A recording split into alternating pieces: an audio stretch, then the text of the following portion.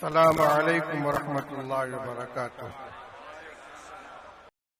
حضرت مولانا ابوالقاسم نعمانی دامت برکاتہم کا 100 سالہ اجتماع میں خطاب سماعت فرمائیں۔ بھئی کم سے کم میری گفتگو کے دوران آپ حضرات کیمرہ بند رکھیں، کیمرہ بند کر دے، بالکل بیٹھ جائیں، بات سنیں توجہ کے ساتھ، بیٹھ جائیے۔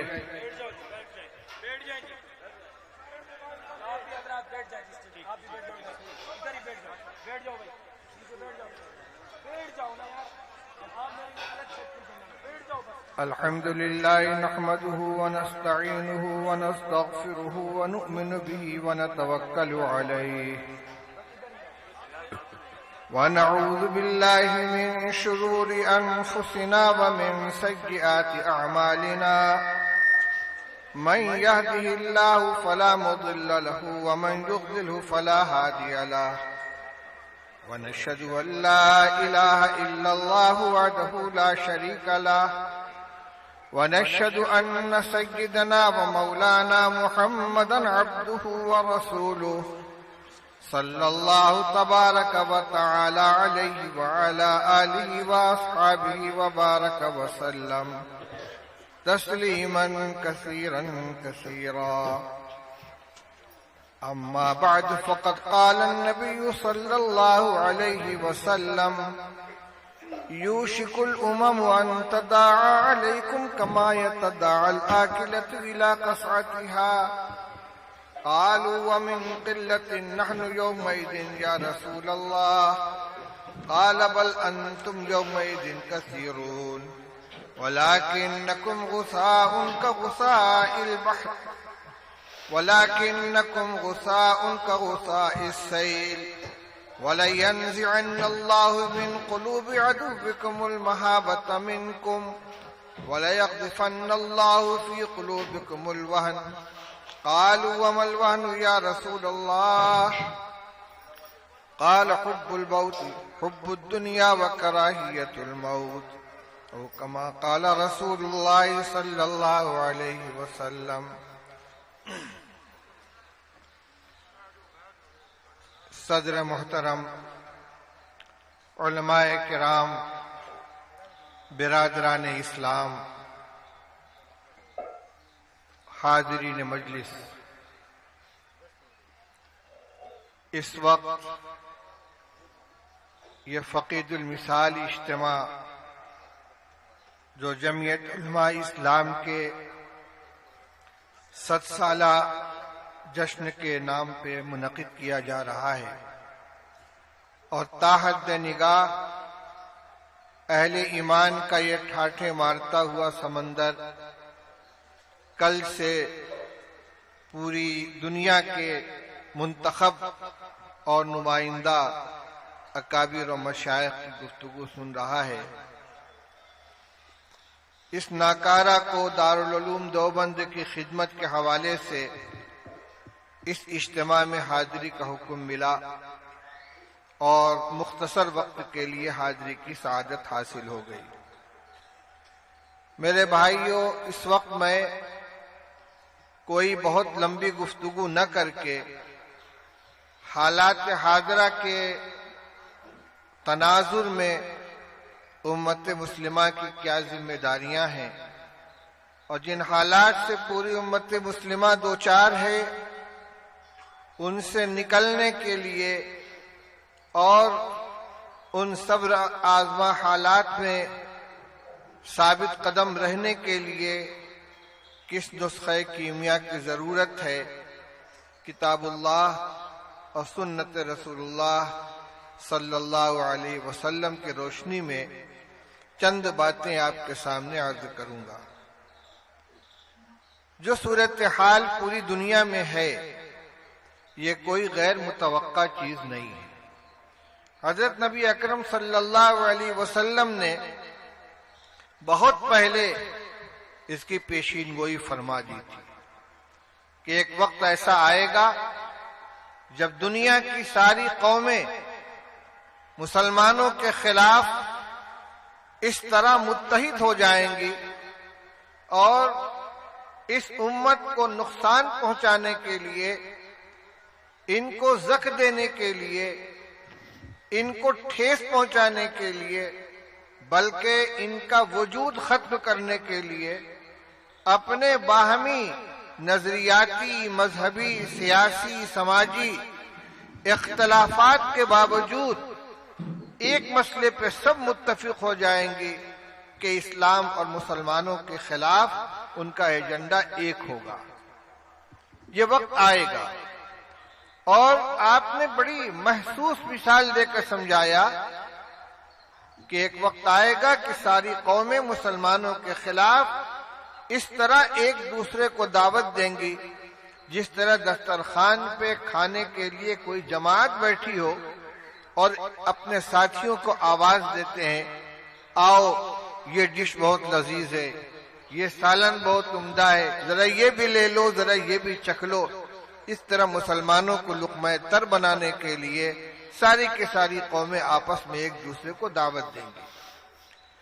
یہ بات جب رسول اللہ صلی اللہ علیہ وسلم نے ارشاد فرمائی ہے، اس وقت مسلمان اگرچہ تعداد کے اعتبار سے بہت مختصر تھے، لیکن ان کا ایمان پہاڑ سے زیادہ مضبوط، اللہ کے اوپر ان کا بھروسہ، اللہ کے وعدوں پر بھروسہ، اور اسلام کے ایک ایک حکم پر عمل کرنے کے سلسلے میں ان کا جذبہ اتنا غیر متزلزل تھا، اور ان کی دھاک اس طرح بیٹھی ہوئی تھی کہ ان کے لیے یہ بات عجیب و غریب تھی، حیرت کی بات تھی کہ کیا ایسا بھی وقت آئے گا کہ مسلمانوں کے خلاف ساری قومیں متحد ہو جائیں گی؟ آخر اس کا سبب کیا ہوگا؟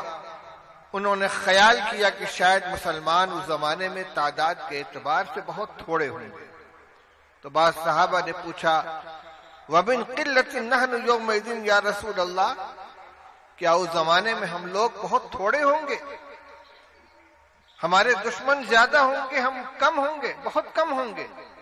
رسول اللہ صلی اللہ علیہ وسلم نے ارشاد فرمایا، بل انتم یومئذ کثیرون، نہیں، تم تھوڑے نہیں ہوگے، تمہاری تعداد بہت ہوگی۔ وَلَكِنَّكُمْ غُثَاءٌ كَغُثَاءِ السَّيْلِ، لیکن تعداد کی کثرت کے باوجود تمہاری حیثیت ایسی ہوگی جیسے سیلاب کے زمانے میں پانی کی سطح پر بہنے والا کوڑا کرکٹ ہوتا ہے۔ بہترین مثال دی آپ نے، جب سیلاب آیا ہوا ہو، ہر طرف سے بارش کا، نالے کا پانی ایک ندی میں اکٹھا ہو رہا ہو، اور اپنے ساتھ جھاڑ جھنکار کوڑا کرکٹ بہا کر لے آئے، تو یہ کوڑا کرکٹ اتنا مقدار کے اعتبار سے زیادہ ہوتا ہے کہ پانی کی پوری سطح پہ چھا جاتا ہے، لیکن اس کے باوجود اس کی نہ کوئی قیمت ہوتی ہے، نہ اس کا کوئی وزن ہوتا ہے، جدھر بہاؤ اس کو لے کر جائے بہتا چلا جائے، کہیں کوئی رکاوٹ آئی ٹکرا گیا، کہیں نشیب آیا نیچے گر گیا، کہیں موڑ آیا گھوم گیا، کوئی اس کو کوڑی کے بھاؤ لینے کے لیے تیار نہیں ہوتا۔ تو مقدار کے اعتبار سے سیلاب کے اوپر بہنے والا کوڑا بہت ہوتا ہے، لیکن حیثیت کے اعتبار سے اس کی کوئی قدر و قیمت نہیں۔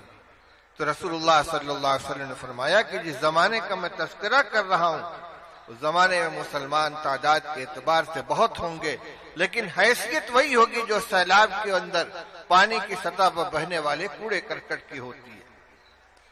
اور صورتحال کیا ہوگی؟ دو باتیں فرمائی، وَلَيَنزِعَنَّ اللَّهُ مِن قُلُوبِ عَدُوِّكُمُ الْمَحَابَّةَ مِنكُمْ، اللہ تعالی تمہارے دشمنوں کے دلوں سے تمہاری ہیبت نکال دیں گے۔ وَلَا يَقْذِفَنَّ اللَّهُ فِي قُلُوبِكُمُ الْوَهْنَ، اور اللہ تعالیٰ تمہارے دلوں میں کمزوری پیدا کر دیں گے۔ رسول اللہ صلی اللہ علیہ وسلم نے ارشاد فرمایا ہے کہ بندوں کے دل اللہ تعالیٰ کی دو انگلیوں کے درمیان ہے، جدھر چاہیں اسے پھیر دیں، وہی دلوں میں قوت پیدا کرتے ہیں، وہی دلوں میں کمزوری لے آتے ہیں، وہی کسی کا روب ڈال دیتے ہیں اور وہی کسی کا روب نکال دیتے ہیں۔ فرمایا کہ بڑی تعداد میں مسلمان ہوں گے، لیکن دشمنوں کے دلوں سے ان کی ہیبت نکل گئی ہوگی، اور خود ان کے دلوں میں کمزوری پیدا ہو چکی ہوگی. اللہ تعالیٰ ان کے دلوں میں وہن ڈال دیں گے. تو صحابہ نے پوچھا مل وہن یا رسول اللہ، آخر اس بزدلی اور اس کمزوری کی وجہ کیا ہوگی؟ آپ نے فرمایا حب الدنیا و کراہیت الموت. دو وجہیں ہوں گی، ایک دنیا سے محبت اور دوسرے موت کی کراہیت. یہ حاصل ہے اس حدیث پاک کا. آج مسلمان تعداد کے اعتبار سے پوری دنیا میں دوسری بڑی اکثریت کے اندر ہے. اگر عیسائیوں کو جو خواہ مذہبی طور پر عیسائی ہوں یا قومی مردم شماری کے اعتبار سے اپنے کو عیسائی کہتے ہوں، ان سب کو ایک مذہبی یونٹ تسلیم کر لیا جائے تو اس کے بعد پوری دنیا میں سب سے بڑی تعداد مسلمانوں کی. کم از کم 22 مسلم اسٹیٹ ہیں جہاں مسلمان اکثریت میں خود ان کی حکومت. کئی ایسے ممالک ہیں کہ جہاں ان کی بہت بڑی تعداد ہے. اگر پوری دنیا کے مسلمانوں کو شمار کیا جائے تو ان کو قلیل نہیں کہا جا سکتا. حضور نے فرمایا تھا بل انتم یومئذ کثیرون، تم بہت ہو گئے. آج کے جو حالات ہیں وہ بتا رہے ہیں کہ واقعی اتنی حکومتیں، اتنی تعداد ہے، دولت کے سرچشمے مسلمانوں کے پاس ہیں، پیٹرول کے کنویں ان کے پاس ہیں، دولت کی فراوانی ہے، عددی اکثریت ہے، لیکن آج پوری دنیا میں مسلمانوں کا کوئی وزن نہیں ہے، کوئی ان کی طاقت نہیں ہے. اس کی بنیاد کیا ہے؟ رسول اللہ صلی اللہ علیہ وسلم نے 2 باتیں ارشاد فرمائی ہیں. حقیقت میں وہی ہمارے لیے غور کرنے کی چیز ہے. 2 اسباب ہیں، ایک دنیا کی محبت اور دوسرے موت کی کراہیت. دنیا کی محبت کا مطلب کیا ہوا؟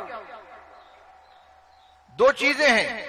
رسول اللہ صلی اللہ علیہ وسلم نے ارشاد فرمایا من احب دنیاہ اضر بآخرتہ ومن احب آخرتہ اضر بدنیاہ فآثروا ما يبقى على ما يفنى او كما قال رسول اللہ صلی اللہ علیہ وسلم. آپ نے ارشاد فرمایا کہ جو آدمی اپنی دنیا کو محبوب بنائے گا اسے اپنی آخرت کا نقصان اٹھانا پڑے گا، اور جو اپنی آخرت سے محبت کرے گا اسے دنیا کا نقصان برداشت کرنا پڑے گا.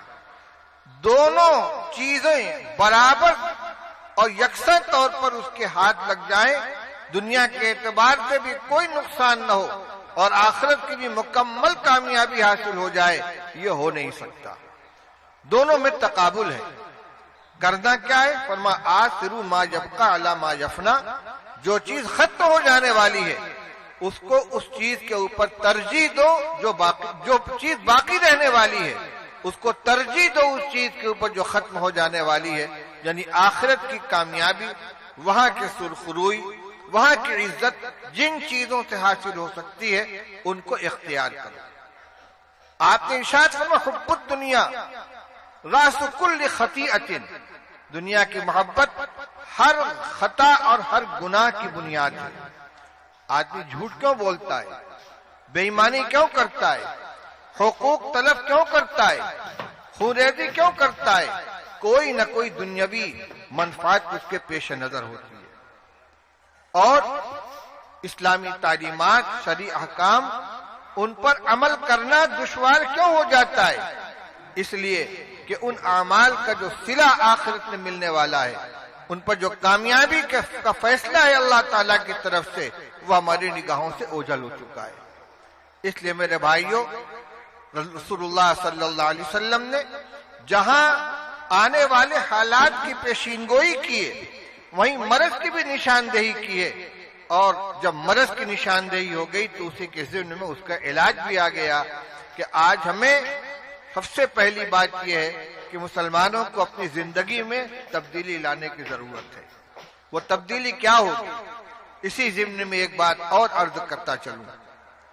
ساری دنیا مسلمانوں کے خلاف ہے اور اسلام کے خلاف ہے، ہر محاذ پر، سیاسی اعتبار سے، اور اسی کے ساتھ ساتھ جو جتنی کوششیں ہو سکتی ہیں اسلام کو اور مسلمانوں کو بدنام کرنے کے لیے، ہر سطح پر اس کوشش کو، ان ذرائع کو اختیار کیا جا رہا ہے، استعمال کیا جا رہا ہے۔ اور یہ زمانہ پروپیگنڈے کا ہے۔ گوبلز کا جو فلسفہ تھا کہ جھوٹ اتنا بولو کہ خود جھوٹ بولنے والے کو شبہ ہونے لگے کہ کہیں یہ سچ تو نہیں ہے، آج جھوٹ مسلسل اور اتنی قوت کے ساتھ اسلام اور مسلمانوں کے بارے میں بولا جا رہا ہے، پروپیگنڈا کیا جا رہا ہے کہ اچھے خاصے لوگ بھی شک و شبہ کا شکار ہو جاتے ہیں۔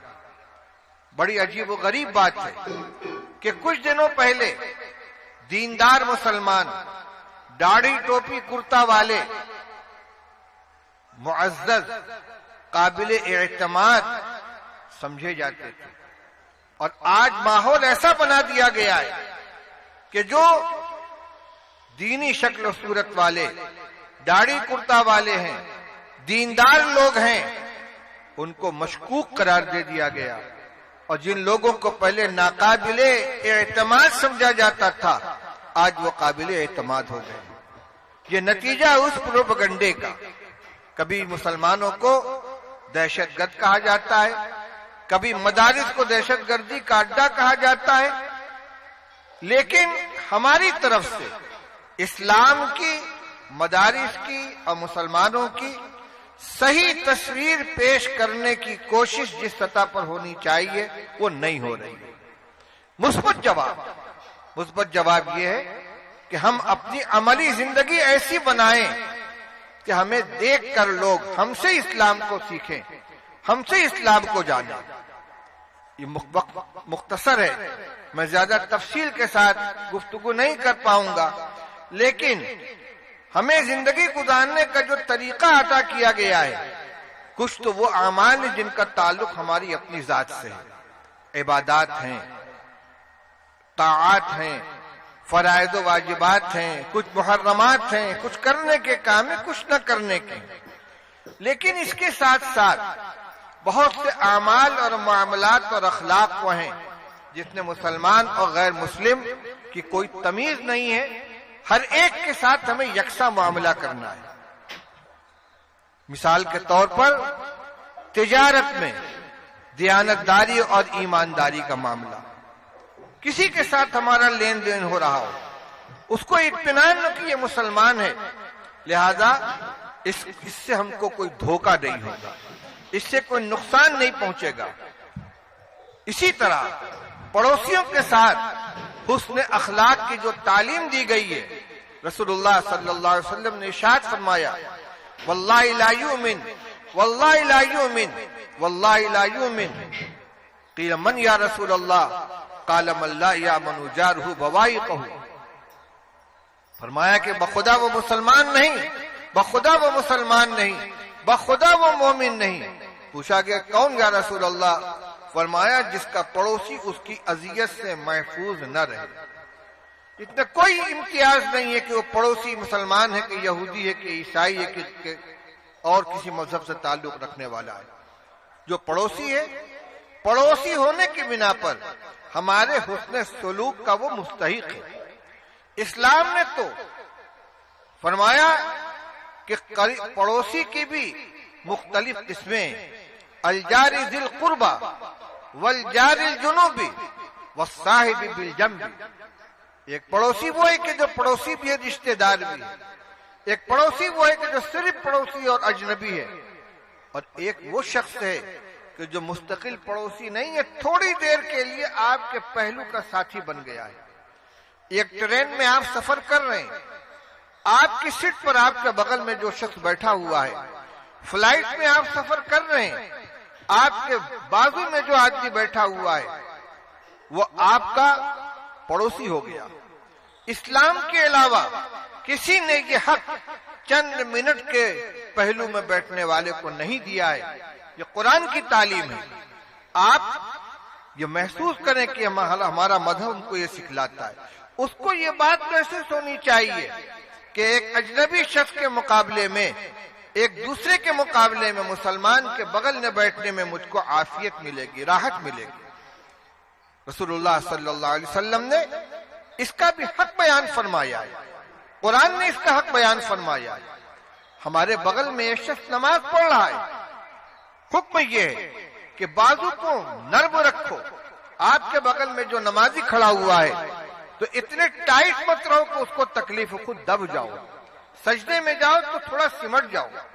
مجلس کے اندر بیٹھو، اذا قیل لکم تفسحوا فی المجالس فافسحوا. آپ مجلس میں بیٹھے ہوئے، کچھ لوگ آ گئے، تھوڑا سمٹ کر ان کو جگہ دے دیجیے. چند منٹ کے لیے ایک آدمی آیا ہے، ہر چیز کے اندر اپنے آپ کے اپنے مقابلے میں دوسرے کو ترجیح دی جائے. واقعات تاریخ کے اندر بھرے پڑے ہیں.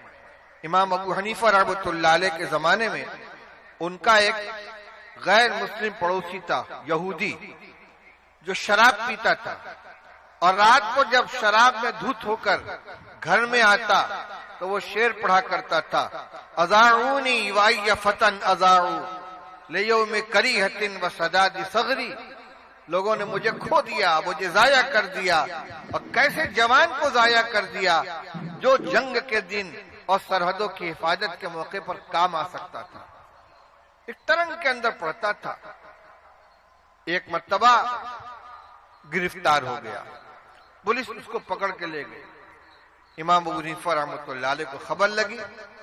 پڑوسی تھا، یہودی تھا، شرابی تھا، بہت نیک آدمی نہیں تھا لیکن پڑوسی تھا. امام صاحب تشریف لے گئے، اس کا جرمانہ ادا کیا اور اسے رہا کرا کے لے آئے اور فرمایا ما اذعناکا، تو کہتا تھا کہ لوگوں نے ہمیں ضائع کر دیا، ہم نے تمہیں ضائع نہیں کیا، دیکھو تم کو ہم چھڑا کر لے آئے. غالباً وہی پڑوسی یا کوئی دوسرا پڑوسی، اس نے اپنا مکان بیچنے کا ارادہ کیا اور اعلان کیا کہ میرے مکان کی قیمت 20,000 درہم ہے. لوگوں نے کہا تمہارے مکان کی قیمت 10,000 سے زیادہ نہیں ہے. اس نے کہا ٹھیک ہے، مکان کی قیمت 10,000 اور ابو حنیفہ کے پڑوس کی قیمت 10,000. یہ مکان ابو حنیفہ کے پڑوس میں ہے، میں اس کو بیچ کر جاؤں گا تو مکان بھی چھوٹے گا، پڑوس بھی چھوٹے گا، اور جو آ کر اس مکان میں رہے گا اس کو مکان بھی ملے گا، ابو حنیفہ کا پڑوس بھی ملے گا. لہذا جتنی قیمت مکان کی رکھ رہا ہے اتنی قیمت رکھ رہا ہے امام ابو حنیفہ رحمۃ اللہ علیہ کے پڑوس میں ہونے کی. امام صاحب کو خبر لگی تو بلایا اس کو، پورے مکان کی قیمت اس کو دے دی اور کہا مکان بھی تمہارا، پیسہ بھی تمہارا. جس نے اپنے پڑوسی کی اتنی قدر کی ہے، معلوم نہیں اس کے جانے کے بعد کون دوسرا پڑوسی آ جائے میرا، اس لیے اس پڑوسی کی قدر کرنی چاہیے. میرے بھائیوں، لین دین میں، تجارت کے اندر ہمارا معاملہ دوسروں کے ساتھ ایسا ہو کہ وہ نمونہ بن جائے. امام ابو حنیفہ رحمۃ اللہ علیہ کا نام آیا. ابھی میں پڑھ رہا تھا راستے ہی میں شیخ ابو زہرہ مصری کی کتاب کا ترجمہ جو انہوں نے امام اعظم ابو حنیفہ رحمۃ اللہ علیہ کے حیات کے اوپر لکھا ہے. اس میں لکھا ہے کہ ایک عورت ایک کپڑے کا تھان لے کر آئی اور امام صاحب کے ہاتھ بیچنا چاہا. یہ کپڑے کے تاجر تھے. اس نے کہا اس کے 100 درہم دے دیجئے. فرمایا اس سے زیادہ قیمت کا ہے. اس نے کہا 200 دے دیجئے. فرمایا اس سے زیادہ قیمت کا ہے. اس نے کہا 300 دے دیجئے. اس نے کہا مجھ سے مذاق کرتے ہیں. فرمایا اچھا کسی اور آدمی کو بلا لو، وہ اس کی قیمت لگا دے. ایک شخص کو بلایا گیا، اس سے پوچھا گیا اس کی قیمت کتنی ہے. اس نے بتلایا 500 درہم. امام ابو حنیفہ رحمۃ اللہ علیہ نے 500 درہم دے کر اس تھان کو خرید لیا. گھٹانے کے لیے نہیں، بڑھانے کے لیے، قیمت زیادہ دینے کے لیے دوسرے شخص کو بلایا جا رہا ہے تاکہ وہ قیمت زیادہ بتا کر اس کو بیچنے والے کا نفع اور اس کو راحت پہنچائے. اسی طرح دیانتداری کے سلسلے میں امام صاحب کا واقعہ مشہور ہے کہ ایک تھان میں تھوڑا سا عیب تھا. انہوں نے اپنے کارندے کو ہدایت دی کہ اگر کوئی خریدار آئے تو اس کو پہلے عیب دکھلا دیا جائے، اور اگر وہ خریدنے پر تیار ہو تو جتنی قیمت پر خریدے اتنی قیمت پر اس کے ہاتھ فروخت کر دیا جائے۔ اتفاق کی بات، کوئی گاہک آیا اور کارندے نے عیب دکھلائے بغیر اس تھان کو فروخت کر دیا۔ امام صاحب تشریف لائے، پوچھا وہ تھان کیا ہوا؟ اس نے کہا وہ تو بک گیا، تم نے خریدار کو عیب دکھلایا تھا؟ کہا نہیں۔ وہ خریدار کون تھا؟ کہ میں پہچانتا نہیں۔ امام صاحب نے اس دن کی پوری بکری جتنی قیمت آئی تھی سب اٹھا کے صدقہ کر دیا۔ اس کے اندر غلط قسم کا پیسہ تھوڑا سا شامل ہو گیا۔ میرے بھائیو بزرگوں، ہم اپنے اخلاق، اپنے کردار سے اپنا تعارف کرائیں، اسلام کا تعارف کرائیں۔ ہمیں اسلام یہ تعلیم دیتا ہے، ہمارا مذہب یہ بتلاتا ہے۔ ہم بہت سے کام کرتے ہیں لیکن اس کا حوالہ کچھ اور دے دیتے ہیں۔ دوسروں کے سامنے ہماری شبیہ صحیح آنی چاہیے۔ اس میں امن اور بقائے باہم، پرامن بقائے باہم کی تعلیم جتنی اسلام نے دی ہے وہ کسی کی یہاں نہیں ہے۔ میرے بھائی اور بزرگوں، حب الدنیا و کراہیت الموت، جو دو چیزیں رسول اللہ صلی اللہ علیہ وسلم نے بیان فرمائی ہیں، تو اس سے ہمیں یہ سبق ملتا ہے کہ آخرت میں کامیابی کے جو راستے ہو سکتے ہیں ان کو ہمیں اختیار کرنا ہے۔ دنیا کی محبت میں آخرت کا نقصان اپنے لیے اگر برداشت کریں گے، یہ ہماری ذلت اور ناکامی کی پہلا سبب ہوگا۔ مختصراً دوسرے جز کی طرف بھی اشارہ کر دوں، فرمایا وَكَرَاهِيَةُ الْمَوْتِ، مسلمانوں کے ذلیل ہونے کی اور بے وقت ہونے کی دوسری بنیاد موت کی کراہیت ہوگی۔ موت کی کراہیت کا مطلب یہ ہوگا کہ مسلمان مرنے سے ڈریں گے، موت سے خوف کھائیں گے۔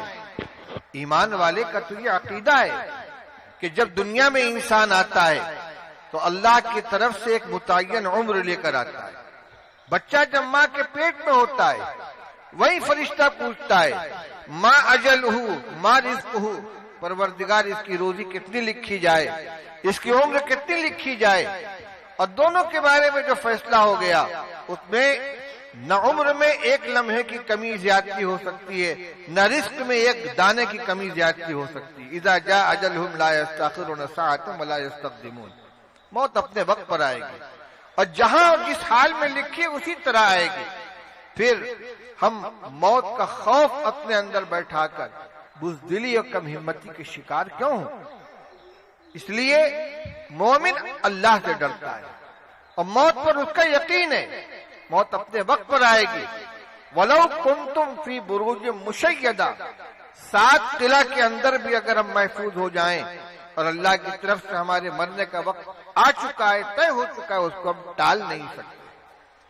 تو ایک مطلب تو یہ ہے کہ موت سے جو کا خوف اور موت کا ڈر جو ہمارے اندر بزدلی پیدا کرتا اس کو اپنے دل سے نکالیں۔ لیکن صرف یہی مراد نہیں ہے، اس لیے کہ موت سے کی کراہیت یہ تو ایک فطری چیز ہے۔ چنانچہ جب رسول اللہ صلی اللہ علیہ وسلم نے ارشاد فرمایا کہ من احب لقاء اللہ احب اللہ لقاءہ ومن کرہ لقاء اللہ کرہ اللہ لقاءہ، ارشاد فرمایا کہ جو شخص اللہ سے ملنے کو پسند کرتا ہے اللہ تعالیٰ اس سے ملنے کو پسند کرتے ہیں، اور جو اللہ سے ملنے کو ناپسند کرتا ہے اللہ تعالیٰ اس سے ملنے کو ناپسند کرتے ہیں۔ اس کا مطلب کیا ہوا کہ جو مرنے کو پسند کرتا ہے کیونکہ اللہ کی ملاقات موت کے بعد ہوگی، اللہ تعالیٰ اس سے ملنے کو پسند کرتے ہیں، اور جو اللہ سے ملنے کو ناپسند کرتا ہے یعنی موت کو ناپسند کرتا ہے اللہ تعالیٰ اس سے ملنے کو ناپسند کرتے ہیں۔ ام المؤمنین حضرت عائشہ صدیقہ رضی اللہ تعالی عنہا نے فوراً عرض کیا یا رسول اللہ کلنا یکرہ الموت، ہم میں کہ ہر آدمی موت سے فطری طور پر موت کو فطری طور پر ناگوار سمجھتا، کوئی مرنے کو پسند نہیں کرتا، زندگی ہر ایک کو عزیز ہوا کرتی ہے۔ تو رسول اللہ صلی اللہ علیہ وسلم ارشاد فرمایا لیس ذاکی، موت کی جو فطری ناگواری ہے وہ مراد نہیں ہے، بلکہ میں کچھ اور کہنا چاہتا ہوں۔ آپ نے ارشاد فرمایا کہ جب اللہ کا نیک بندہ جس نے اپنی زندگی اللہ کی مرضی کے مطابق، شریعت کے حکام کے مطابق گزاری ہے، جب اس کے مرنے کا وقت آتا ہے تو رحمت کے فرشتے اس کی روح قبض کرنے کے لیے آتے ہیں۔ جنت کی نعمتیں، روح و ریحان و جنت النعیم کا منظر اس کے سامنے ہوتا ہے، اور اس کی روح نکلنے کے لیے بے چین ہو جاتی ہے۔ وہ چاہتا ہے کہ جلد از جلد میری روح پرواز کرے، میں پروردگار کے حضور میں حاضر ہو جاؤں۔ وہ اللہ سے ملنے کو پسند کرتا ہے، اللہ اس سے ملنے کو پسند کرتے ہیں۔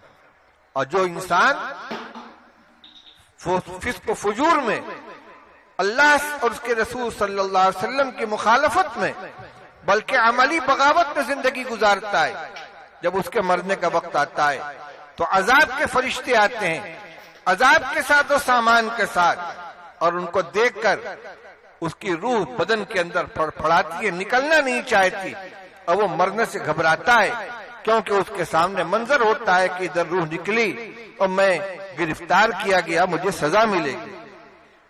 یہ ہے کریہ لقاء اللہ، کہ اللہ سے ملاقات کو ناپسند کرے۔ اس کا مطلب کیا ہوا؟ زندگی ایسی گزارو کہ جب آخری وقت ہو تو شوق ہو اللہ کے پاس جانے کا، اور ایسی زندگی سے بچو کہ آخر وقت کے اندر مرنے کا خوف پیدا ہو جائے۔ شیخ سعدی رحمۃ اللہ علیہ نے مختصر لفظوں میں ایک بہت خوبصورت انداز میں یہ بات کہی ہے۔ ارشاد فرمایا، یاد داری کہ وقت زادہ نے تو، ہم خندہ بدند تو گریاں۔ یاد داری کہ وقت زادہ نے تو، ہم خندہ بدند تو گریاں۔ ہم چنازی کہ وقت مردن تو، ہم گریاں شوند تو خندہ۔ فرماتے ہیں یاد داری کے وقت زادہ نے تو، ہم خندہ بدند تو گریاں۔ تجھے یاد ہے جب تو پیدا ہوا تھا تو سارے لوگ ہنس رہے تھے، خوشیاں منا رہے تھے، کسی کا لڑکا پیدا ہوا، کسی کا پوتا ہے، کسی کا نواسا ہے، کسی کا بھتیجا ہے، کسی کا بھانجا ہے، سب خوش ہو رہے ہیں، اور تو رو رہا تھا، تو روتا ہوا دنیا میں آیا تھا، باقی سب لوگ ہنس رہے تھے۔ فرماتے ہم چنازی، زندگی ایسی گزار کے دنیا سے جاؤ کہ وقت مردنے تو، جب تمہارے مرنے کا وقت آئے تو ہم گریاں شوند تو خندہ، سارے لوگ رو رہے ہوں، آنسو بہا رہے ہوں تیری جدائی کے اوپر، اور تو ہنستا ہوا دنیا سے جائے، کیونکہ آگے تیرا رحمت الہی تیرے استقبال کرنے والی ہے۔ اب اس روایت کی روشنی میں دیکھیں تو حب الدنیا و کراہیت الموت کا مطلب کیا ہوا کہ مسلمانوں کے اندر بزدلی اور کمزوری اور بے وقعتی پیدا ہونے کے دو اسباب ہوں گے، ایک تو دنیا کی محبت، دوسرے ایسی زندگی گزارنا کہ اس زندگی کے بعد جب دنیا سے جانے کا وقت ہو تو مرنے کے لیے تیار نہ ہو، خوف ہو کہ عذاب الہی میں گرفتار ہو جاؤں گا۔ اس لیے اس کی تیاری یہ ہے کہ آدمی شریعت اور سنت کے مطابق زندگی گزارنے کی کوشش کرے۔ انشاءاللہ یہی نسخہ ہے کہ جو ہر شخص اپنے طور پر اپنا سکتا ہے، اپنی جگہ پر اس کو اختیار کر سکتا ہے۔ رسول اللہ صلی اللہ علیہ وسلم نے جہاں بیماری بتلائی ہے اس کا علاج بھی بتلا دیا۔ اللہ تعالی ہم سب کو عمل کرنے کی توفیق عطا فرمائے۔ اس عظیم الشان مجمع کے ذریعے حدیث پاک کا یہ پیغام میں پوری امت تک پہنچانا چاہتا ہوں۔ اللہ تعالی ہمیں اس کی توفیق عطا فرمائے۔ وآخر دعوانا ان الحمد للہ رب العالمین۔